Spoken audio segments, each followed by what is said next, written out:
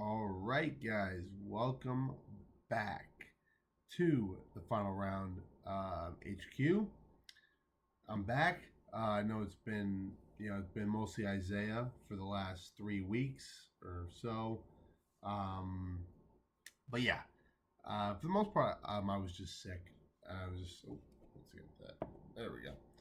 For the last 3 weeks, I was just kind of sick, and yeah, but I'm better now. And quick thing about UFC 316, I know Isaiah made a great video about the recap. I won't say much. Pretty much everything he said in that video, I agree with. Um, some differences on the future of the Joshua Van fight with current champion Alexander Pantoja. He's going to make a video on that, which will be kind of mostly his opinion. I think I might differ on a few points, but for the most part, yeah, I'm very excited. It was a great card. There was some really good knockouts. Um, yeah, it was overall a really solid card. It wasn't many fights, but most fights were all pretty exciting. Um, yeah, and I mean, man, Ilya Tapuria, his boxing is unreal. Now, let's use that as a little segue. So let's talk about boxing. Boxing today. Or tonight. It's like almost 11 p.m. when I'm recording this.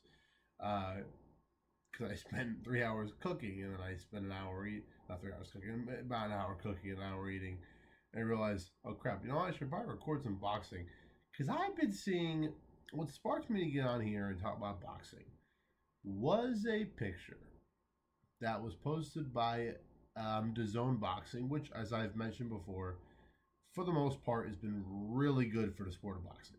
Like, really good. In conjunction with Matchroom and Queensberry Promotions, which are respectively controlled by Eddie Hearn and Frank Warren. And that's more international UK scene, which is, which, as I've said before, and I'll say now many times in the future, the reason why boxing is never going to die is because of UK boxing. UK boxing is what mixed martial arts is in, I want to say America now, but I want to say like the world, especially in like, in Dagestan or Georgia or those places where it's heavily, where wrestling is rooted. You know what I mean? Where it's so wrestling based. Boxing is the same throughout the UK, especially in England, obviously. So let's talk about boxing. Now, what sparked it was a picture by DAZN Boxing, who I follow, and I'm gonna shout out DAZN. DAZN, for years, I subscribed. I've watched all the fights. I used to get and it was all these like small little British fight nights that you get on like a Thursday evening at like 3 p.m. because it'd be 11 p.m. And I remember I watched Dillian White fight Alexander Povetkin. I think in his rematch, the first fight he got knocked out bad, which was really awesome because I put a lot of money on Povetkin to win that first fight, and he did. I didn't have him by finish; I had him by decision, but I still won a good chunk of change. Um, I remember they fought the rematch was on. I think they fought in Gibraltar, which is really cool. There's been a couple boxing events over the years. I really like. It'd be cool if like freaking Dana of the UFC was like, we're not going to Spain, we're going to Gibraltar, because that would be kind of a way how they could get a UK and Spain for Paddy and Ilya. That'd be really interesting if they could do that in Gibraltar. Like literally, if Gibraltar had an arena, there's like, oh, I'm going arena. Like I can't stand this arena obsession. I'm gonna say one quick thing about the whole UFC thing with this. Freaking Dana, he's got to realize that he can fill Wembley Stadium for Paddy Pimblett, and he can fill whatever that Spanish stadium is where Real Madrid plays. He can fill that for Elia Deporia. You get both of them, you can fill either place for either. Now you probably can't fill Wembley to 90K, but you can fill it to 60, 70,000, which is usually what they do. Because I think Joshua and Dubois was 82 or 80,000 You could do that. You could do that. Now you would have to make tickets not 17 grand, not 17 grand a piece, but you could do it. It's not impossible. There's It's just a fact that like I think the problem with Dana is that I think it's a money thing. Whereas if let's just say he has it at Wembley, right? And let's say it's 75. Yeah, let's say it is 75,000 seats, right? 75,000 seats. If they make most of the seats generally like from the top to bottom, what it would be for like a football game or a soccer football game, you know what I mean? Something like that. Um, which is expensive, but it's actually a little cheaper than UFC events nowadays, at least. All thing with stadiums is I think the reason why Dana doesn't like him is actually because he wants to go in the press conference and says that we broke the gate. He's never going to break the gate in the stadium because he's gonna make the prices. If he lowers prices, then he'll sell. The thing is, he will sold out. The problem is he can't sell those big sweet boxes for as much as the owners of the professional teams in America and in Wembley do. He can't sell those. He can't sell those boxes for as much as they can because they kind of lend it to like billionaires. He could sell them to those, but you know what I mean. I don't think he would do that. So that kind of gets us to a point where um, that's kind of why that's the one reason, in my opinion. But let's get back to boxing. So I think I've mentioned it. I haven't said what it was. The picture on the Zone Boxing was a face-off between Jake Paul and Zerto Ramirez, and I saw that and I went, oh.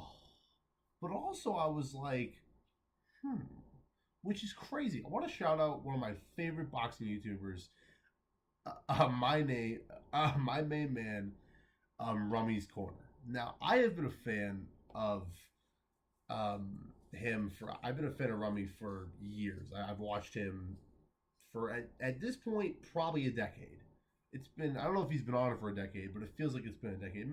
It's probably been like 6-7 years, but I love watching his videos. It'd be awesome to do a collaboration one day. I don't think he'll ever deal with a guy he's probably like most boxing guys who have a disdain for him. Because most boxing guys have a disdain for MMA, and most MMA guys love boxing. It's not a two-way street. There's a famous, I think it was when Sugar Shane Mosley fought, I think Antonio Margarito, and I think Larry Merchant mentioned something about a mixed martial arts event, and it would say like it would take 17 million to get me to go to one of those events, and it's just kind of how it is. Yeah, it's how boxing people that I know personally view mixed martial. Most guys that I know, who are in my generation or the one above it, have a little. I'm talking about the old time guys, the guys who were like 60, 70 now. They still look at like they still kind of look down on it a little bit. So yeah, let's get into boxing. So you see this Zerto Ramirez versus you see his face on Jake Paul, and I'm like, oh. So let's talk about Jake Paul. Before I get into the state of boxing and what's going on in boxing right now, let's talk about Jake Paul. He's 12-1 as a pro boxer. I've said this on our podcast, and I'll say it again. Jake Paul is a good boxer. He's a good boxer. As someone who boxed, when I watch him fight, watch his training, he trains with legit. Now when he first started, he wasn't training with much legit guys. You could see that in his first couple fights.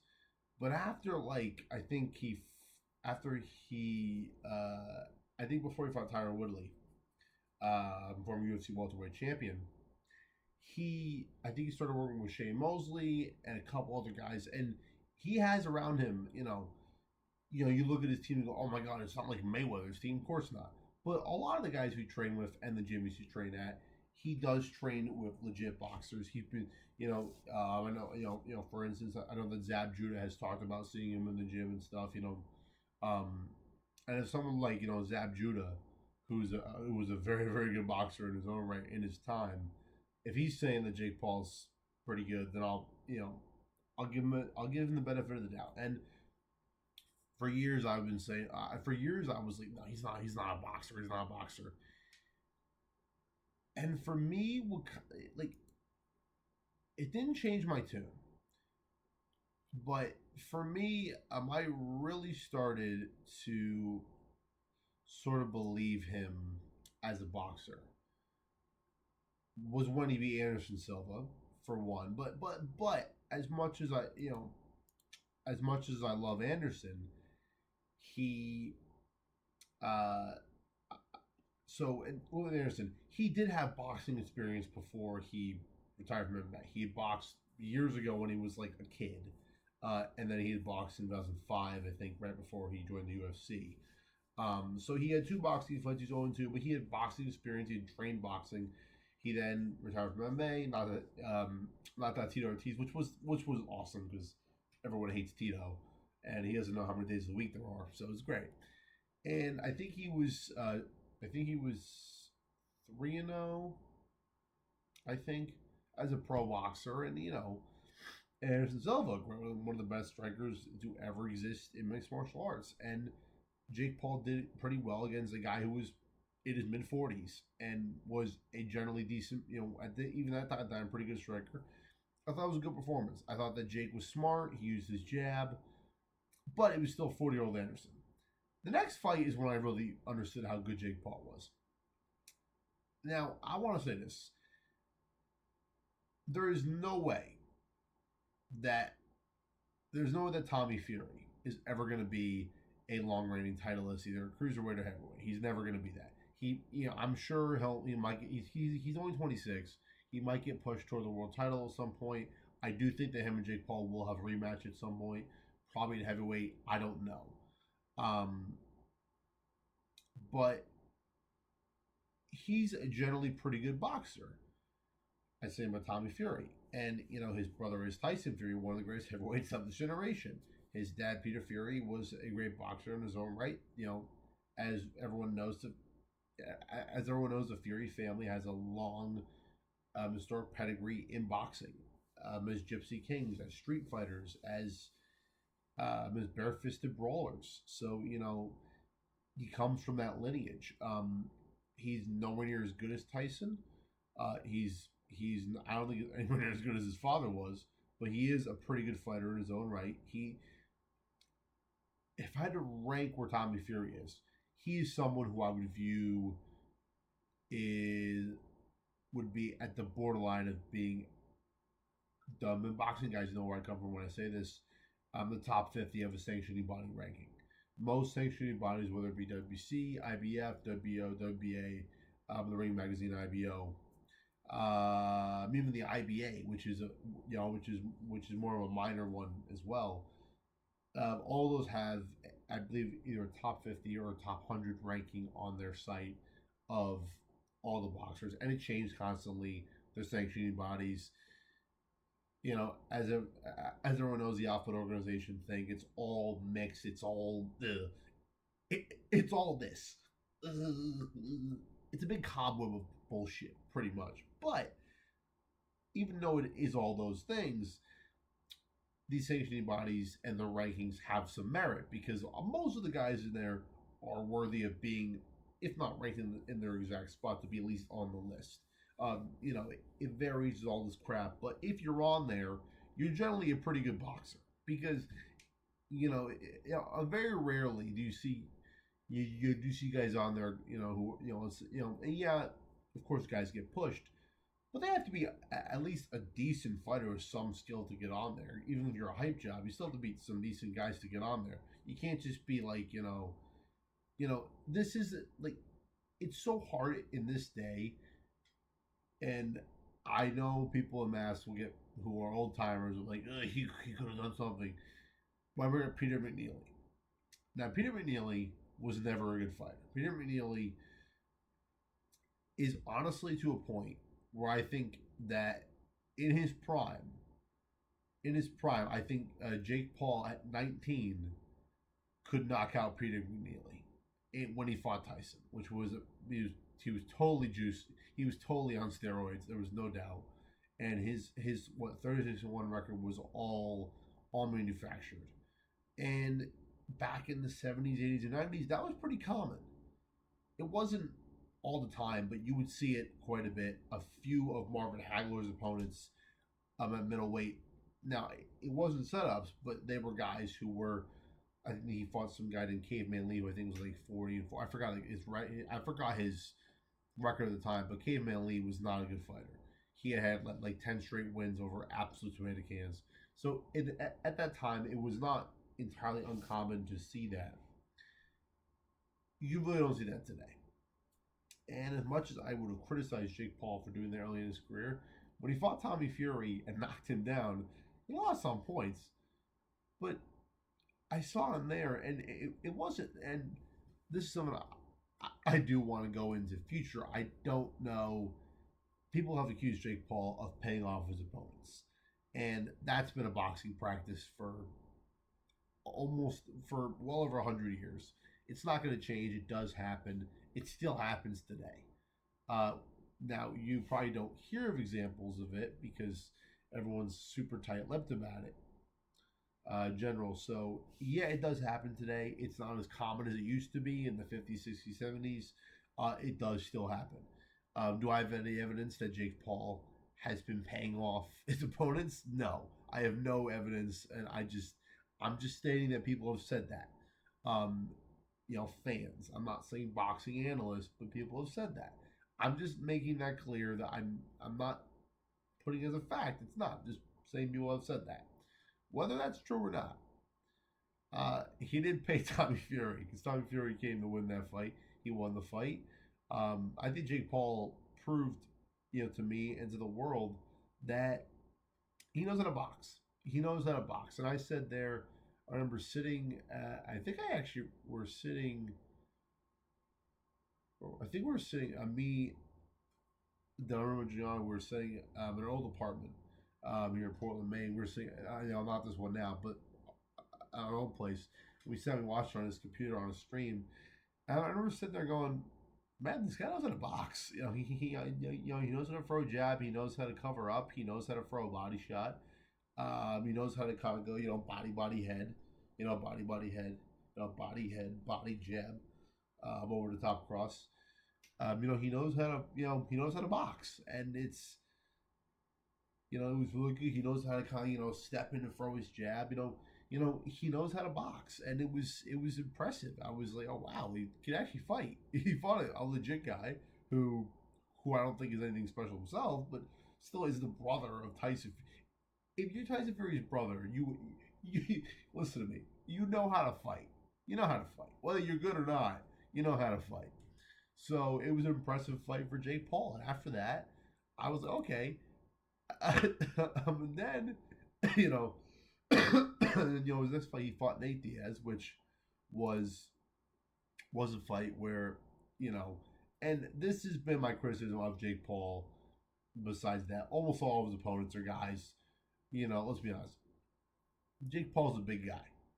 He probably walks around at 230. And whether he's on steroids, I don't know, but he definitely lifts. He's a big bone guy. He's big boned. Whether you know what I mean?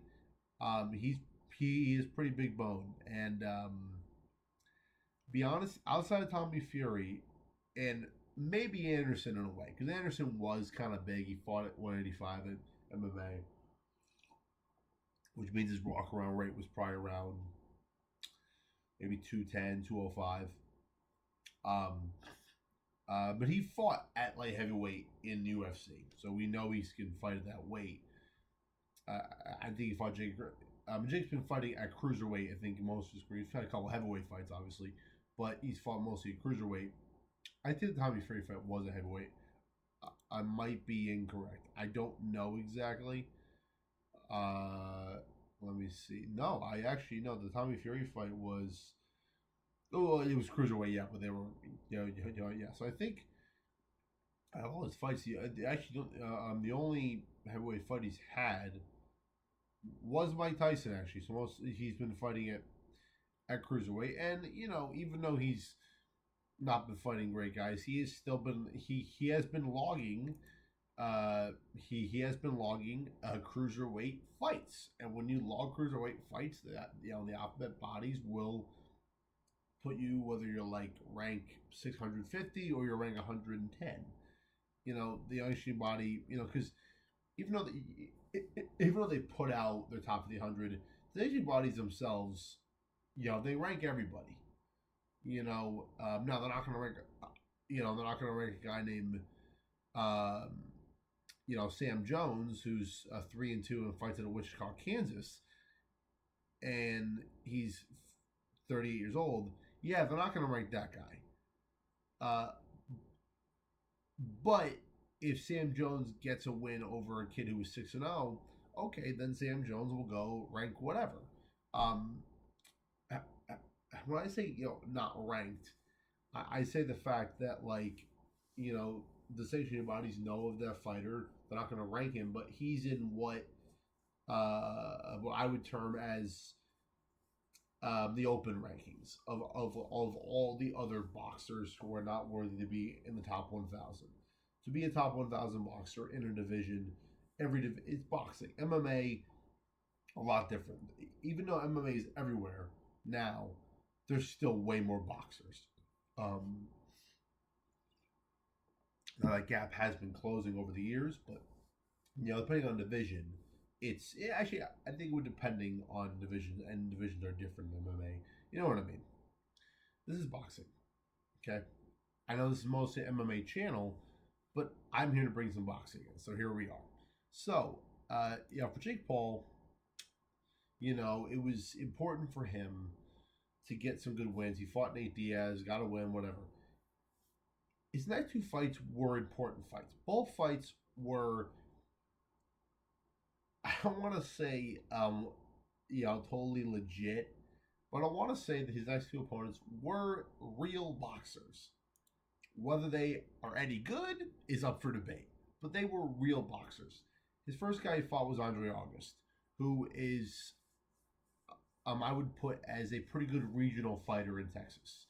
When I say that means that he would probably struggle to be, let's say, the best boxer in Oklahoma or the best boxer in Mississippi. He was a pretty good fighter in Texas, and so therefore was I think he was ranked as the number one Texas cruiserweight, and so I think his record was 10-1-1. Pretty good fighter. I looked at his record. He hasn't had many master wins, but he was an overall pretty decent boxer, who I wouldn't rank anywhere near the cruiserweight rankings, but he was overall a decent fighter. He was a if I had to rank him, I would say he was probably just above a novice, type boxer. Had a good jab, blah blah. He's not club fighter level. I think he's a little bit above club fighter level, but he had lost to guys who were club fighters. So, take that for what you will. And Jake Paul went in there and knocked him out in the first round. Now, I want to make this clear. I think Andre August is the guy who I think should fight at 175. I think looking at his size, I honestly believe he's way more of a natural 175er, in my opinion. But still, he went in there and Jake Paul knocked him out. The next fight was actually one I was sort of impressed in a certain way. He fought a guy named Ryan Borland, 17-2 at the time. Not a guy who I think is any real good. I think at the time he was, I don't know how old he is now,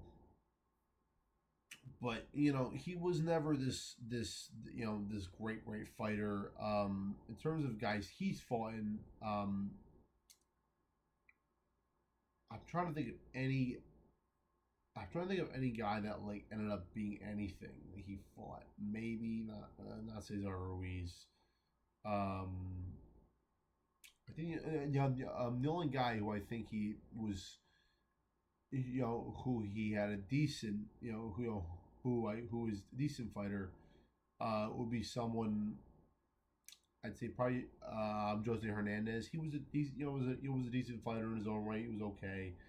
Uh, he split fights with him, and him and Jose Hernandez are guys who I'd say were not world level at all, but are you know seasoned good boxers with good pop and power. And when you have guys like that who are pretty good fighters at get go in general, um, those guys are viewed as as pretty good boxers. Jake Paul went in there and looked pretty good, and he knocked him out, and it was an impressive win. And I don't think that Ryan Boyle. Now, this is the first fight where I think people started to say, "Oh my God, Jake Paul." And this is where people started talking about, "Oh my God, Ryan Boyle took a dive." I have no evidence. I'm not saying this is what happened. All I'm saying is that it was pretty quick, and the punch wasn't hard. All I'm saying. I don't know anything about this, but regardless, it was a pretty good win for Jake Paul. And yeah, he went on and let's try to go back to the rankings here.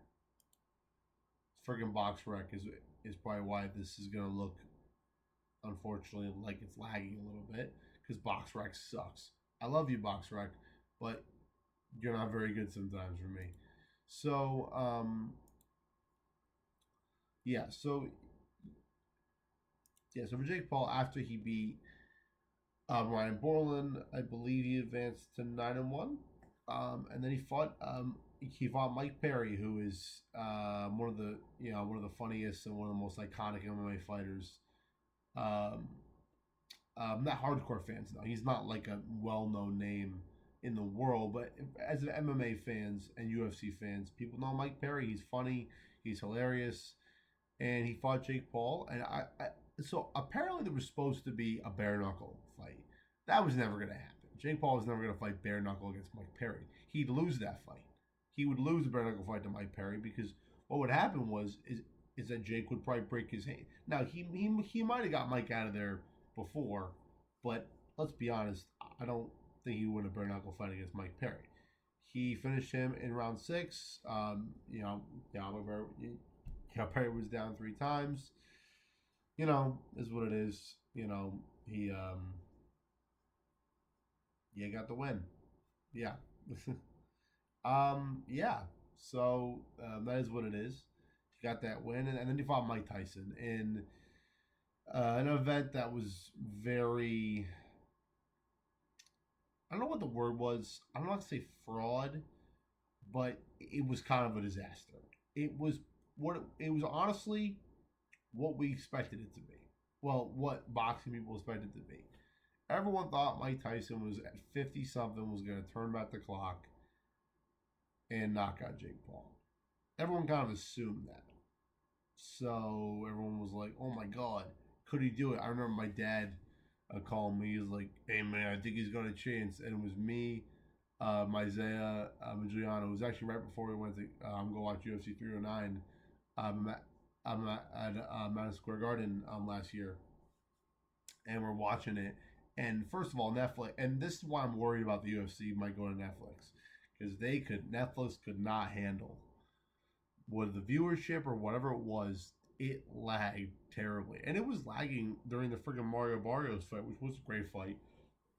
And then Katie Taylor and Amanda Serrano, which I will bring up later, who are fighting MSG in a massive fight for all women's boxing. It's really going to be awesome. They had a great fight. I think Serrano won. She got robbed again, and then he had the main event, and pretty much what it was Jake Paul, who is mid-20s, was outboxing a 50-year-old guy, and there were a couple times that Mike threw some hard shots. He's 50. He was 57. The guy's old as shit. Like, for me, when Mike Tyson fought Roy Jones Jr., that was, I think, the last time Mike looked any kind of decent in fighting. he had some medical issues, and there was the whole thing of when they did an interview before the fight, and they turned around and oh my god, and his bare ass was showing. That was I remember sitting with my boy Isaiah doing that on my dad. And we went, oh my god, Mike, come on, man. And I was like, dude, what are you doing, Mike? I might, you know what? I've been considering naming this video Mike Tyson's ass, like, just to get a good thumbnail on there. It was bad. So, uh, yeah, and Jake Paul won the fight. He couldn't finish him. Obviously, cool. Whatever. Moving on. What I expected. And yeah. And then Jake Paul decided, okay, I'm gonna fight a good fighter. I'm gonna fight him when he's old, like he usually does. He fights older guys. He fought Julio Cesar Chavez Jr. this past weekend. And in terms of Chavez Jr., I'll say this: Chavez Jr. is nothing like his father. He was he was a shut up hype job. They stacked his record, which is what unfortunately most Mexicans do. Canelo did it. Chavez Sr. did it, where you go to Mexico, you fight a bunch of cans, you get about 20, 30 good wins, and then you go to world level.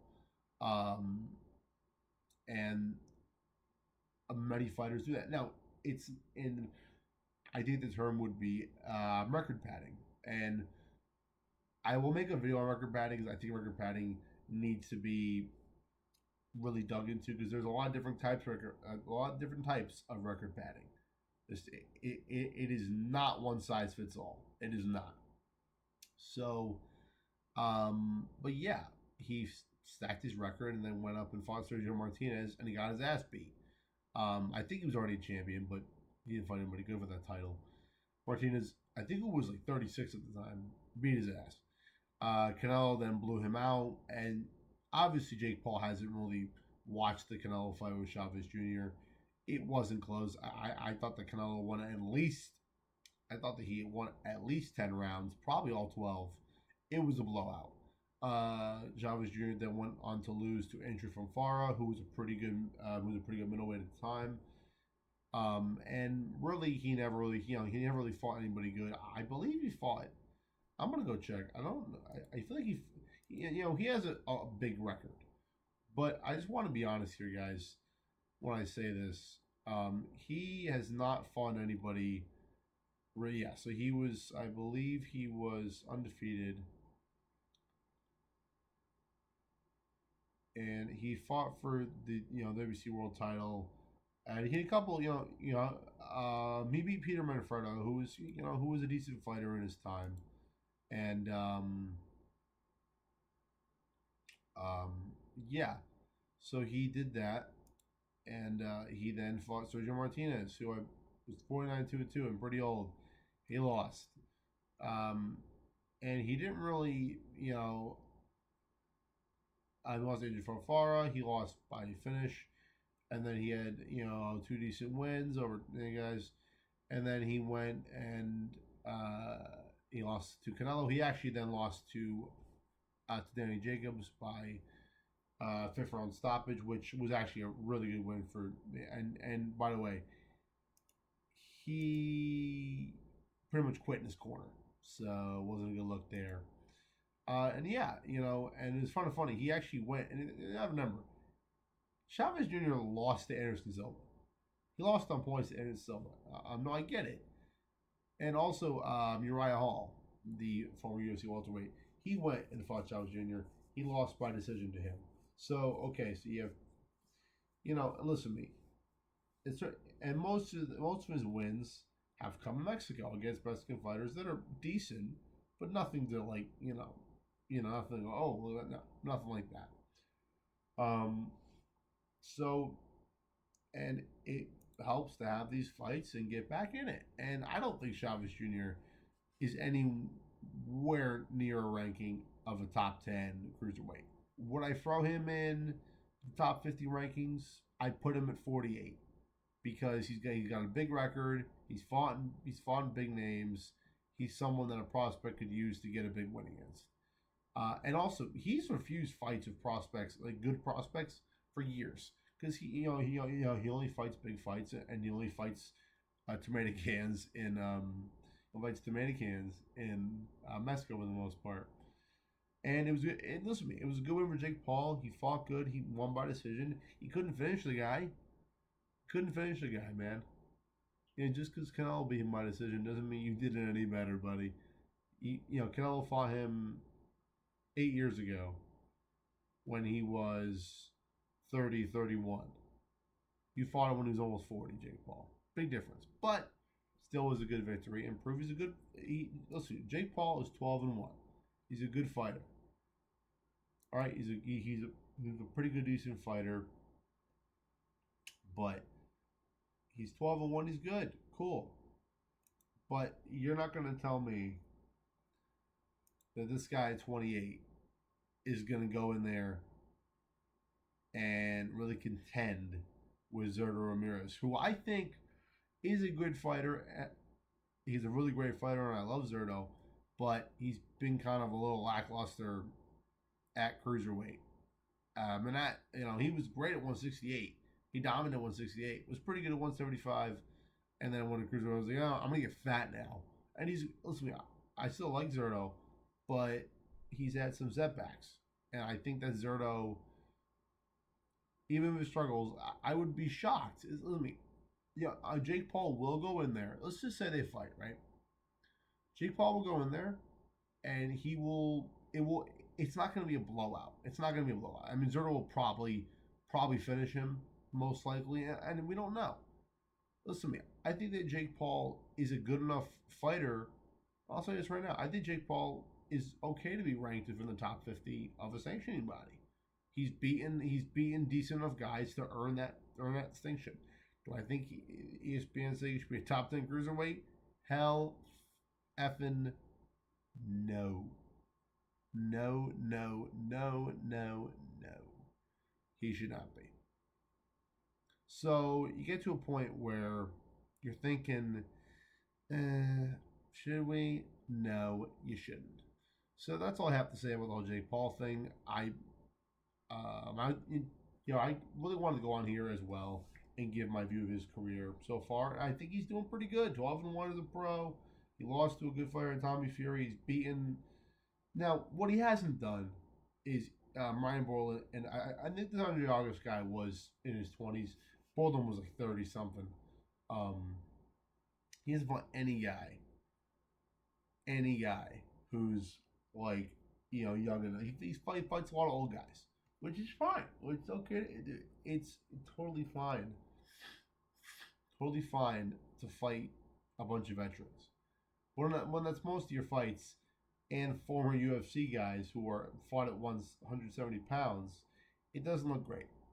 So this was probably his best win because it's his opponent with the best record, by far, and he got a good decision win. Cool. And Chavez Jr. really just didn't do anything. He's a complete hype job. He's not really good. Now, everyone was saying Chavez Jr. took a dive. I actually don't think it's true. I think Chavez Jr. just sucks. I don't think he's any good anymore. I don't think he was. And when he was a decent fighter, and he's got some pretty good heart. He has a pretty good, some decent Mexican warrior moments, but nothing even close to where his dad is in that regard. So, yeah. I think Jake Paul should fight someone like Amaris Briedis. I don't know if he's still fighting cruiserweight. It's like 40, but someone like him. Jake Paul should fight a former world champion, someone who's maybe older, or someone who is like in his early mid-30s who maybe fought for the title and lost. Someone like that. He won't do that. And actually, I actually think, as much as I do believe that Zurdo would win that fight, Zurdo he's been known to have some pretty off nights. I don't think Jake Paul would ever win that fight. I don't think he would ever win that fight. But I wouldn't be shocked if it was competitive. I'm just going to say that. I wouldn't be shocked if the fight was somewhat competitive. But all boxing fights are competitive to a degree, obviously, but still. All right, let's get off of Jake Paul. So the rest of the boxing news has been pretty good so far. There's been a bunch of fights announced, fights coming up, some really good stuff to look forward to. I do want to obviously shout out Canelo Alvarez and Terrence Bud Crawford. They'll be fighting on September 13th. I don't know where, but I'm very, very excited for that fight. There's a bunch of other fights I do want to go quickly look at right now. If my computer would work and it doesn't lag too much, which is not a guarantee. Um, yeah, so he is now ranked as a cruiserweight, Jake Paul. Oh, Chris Eubank and Conor Ben have they solidified the rematch. I That was actually their first fight was pretty awesome. I'm excited for their rematch.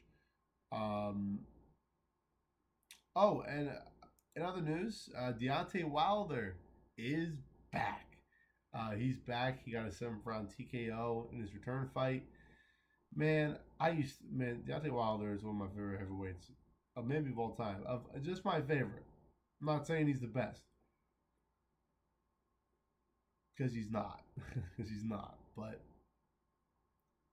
Bomb Squad to this day, I love Deontay Wilder, and so for that reason, I am glad he is back. I'm glad he is back. Um, and yeah. Oh, Gloria Fai was defeated by I forgot the guy, Rodriguez. That was a big fight. Um, let's go to schedule, please.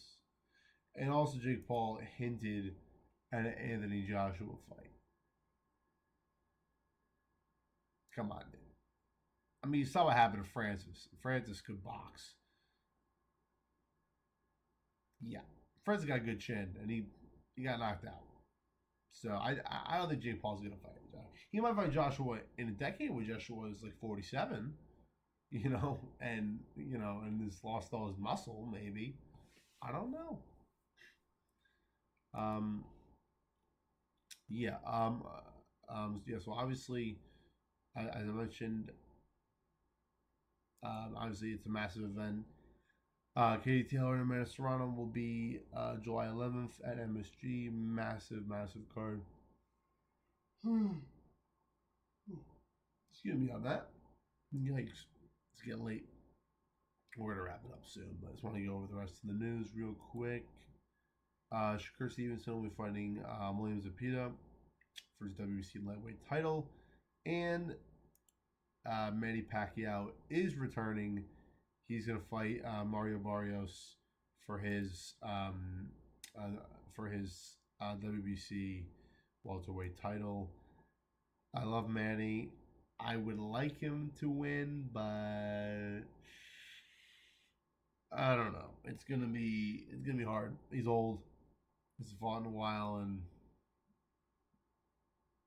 I don't know. I'm not sure how I feel about it. I'm sure I'll feel about it a different way when the fight after the fight's happened. So, and then next we got Moser Usyk, obviously, who I'm gonna make a video on soon. I think he is getting massively disrespected, um, massively disrespected at heavyweight. He's one of the greatest heavyweights of all time, in my opinion, and he's fighting Daniel Dubois in a very highly anticipated rematch, and I think it'd be a good fight. I think that Dubois has to fight a little more aggressively, actually, but we'll see. Very, very excited for that one. And then let's see what we got. Oh, one other fight that should be happening. Edgar Berlanga is taking on Hamza Shiraz. Very highly touted middleweight.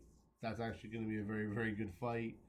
I mean, that fight I might watch because that's going to be interesting. Because Shiraz is viewed as this next like superstar of the sport. Shake Turkey clearly, he's one of his guys.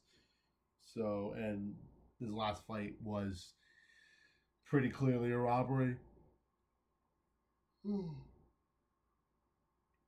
was pretty clear it was a total robbery. So yeah. Um, Also, Subriel Matias, he's fighting for junior welterweight title on the same night. Dave Morrell's got a good fight. Where is she? I think Holly Holm has herself a fight at some point soon. Um, who we got? Yes, Jesse Bam Rodriguez, one of the guys who I will be putting in my boxing pound for pound. He is fighting in a junior bantamweight scrap against Fumalele Kafu in a unification fight. Should be pretty good. And then, oh my God, there's a boxing fight in Sheffield, England, between a fighter named Billy Pickles and Huey Wilson. Only in England. Only in England. You guys get me? Billy Pickles. That is crazy. I can't help it. There's a guy named Harvey Lambert. These names. Dale Aerosmith. Dylan Trevor. These are the greatest names ever. This is awesome. Sorry. And yeah, it looks like Clarissa Shields is fighting a heavyweight. That's true. She's a heavyweight. I don't know. She's fighting for a heavyweight title. Boxing. Good for her. Who cares? What else we got? Oscar Duarte. He's got a good fight coming up. Dillian White does have himself a fight against Moses Utwama. Should be a good fight. Nick Ball defending his WBA featherweight title. Should be a good fight. And then, nothing really in the books until Canelo Crawford. So, lots of boxing stuff coming up. Lots of news coming out. Lots of fight news. Very excited to see where boxing goes, but it's boxing, and there will always be good fights. There will always be wars, and there always will be, especially in these days, a lot of snooze fest, a lot of controversy, and a lot of disappointment. It goes hand in hand. But there's a great fight night, and there's a lot of disappointment and bullshit. So. That's gonna do it, guys. Wrap up this video. Thank you for watching. Sorry about the yawning of me about to pass out. I need to start recording a little earlier so I don't do this again. But I'm super excited for boxing. Boxing is here, and there's a good fight on the horizon. I'm very excited. I'm nervous for Canelo Crawford. I'm also very excited. So we'll see. I will make a massive video on that at some point. I probably will make a video about a bunch of other fighters, my fighter profiles, obviously, but a bunch of great stuff for us that's upcoming for the channel itself. As I say, I'll do all a bunch of boxing stuff. Isaiah, Don, and both of us obviously will do I'm mixed martial arts UFC, so obviously intern whatever. We will be keeping our podcast. We will be doing a huge video about our prospect list for use prospect list. I think I might make a boxing one. Then we're gonna make our true picks for the mixed martial arts pound rankings, and I think I might make I don't know about a boxing prospect list. I might make one, but I'm definitely gonna make a truly reordered and a lot better boxing pound for pound list. So. That's all coming for you guys. Stay tuned. And remember, the greatest fighters always leave it all in the final round. So I'm about to pass out. All right, see you guys.